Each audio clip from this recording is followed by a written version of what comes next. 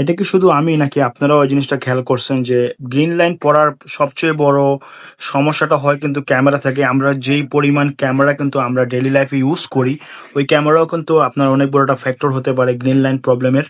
Welcome guys, welcome to my one taker another একটি ভিডিওতে। আজকে হচ্ছে fifth part of the how to avoid your green line and pink line, কিভাবে আপনার ফোনে গ্রিন লাইন এবং পিঙ্ক লাইন অ্যাভয়েড করবেন। আজকে আমি বলবো খুবই ইম্পর্ট্যান্ট একটি ইনফরমেশন দিব, যেই ইনফরমেশন আপনার ফোনকে পিঙ্ক লাইন এবং গ্রিন লাইন থেকে আপনাকে বাঁচাবে। So let's start the video.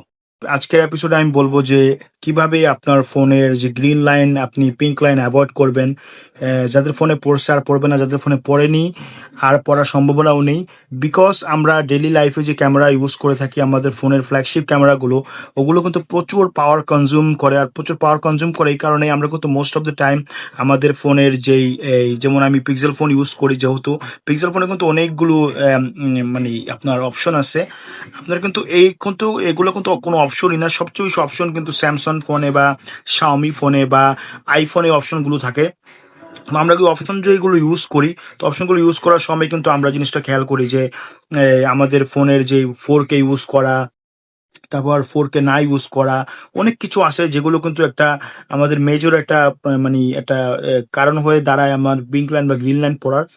আমাদের ফোনে ম্যাক্সিমাম টাইমে পিঙ্ক লাইন বা গ্রিন লাইন পড়ে যখন আমরা 4K-তে বা 6K-তে বা 8K-তে ভিডিও রেকর্ড করি। যেমন আমার ফোনে কিন্তু ম্যাক্স কিন্তু 4K পর্যন্ত আসে, এটা কিন্তু 8K পর্যন্ত হয় না।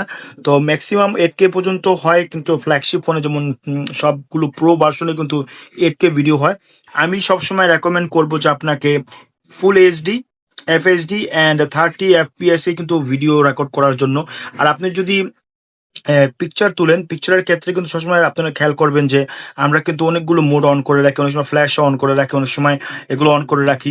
তো ওগুলো হয় কি, আমাদের ডিসপ্লে কিন্তু প্রেশার পড়ে, আমাদের ডিসপ্লে কিন্তু এই প্রেশার পড়ার কারণে কিন্তু আমাদের ফোনে পিঙ্ক লাইন বা গ্রিন লাইনগুলো পুরো থাকে। তো আমি বলবো যে ক্যামেরা সেটিং সবসময় মিনিমাম রাখেন, মিনিমাম রাখবেন।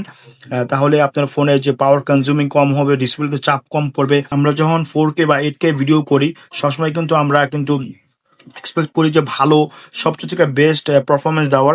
এখানে কিন্তু আপনি সবসময় এইচডিআর অফ করে রাখার চেষ্টা করবেন। যেমন আপনি এইচডিআর অফ করে রাখার চেষ্টা করবেন।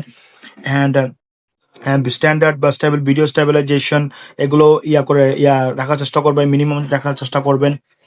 অটো ফোকাস, আপনি যেই ফোন ইউজ করেন না কেন, সবসময় আপনার ফোকাসড এবং ক্যামেরা কিন্তু আপনি মিনিমাম রাখার চেষ্টা করবেন, যাতে আপনার ফোনের ডিসপ্লেতে প্রেশার না পড়ে। আর আপনার ফোন যদি সবসময় যাতে আপনার ফোন মিনিমাম বা ভালো থাকে।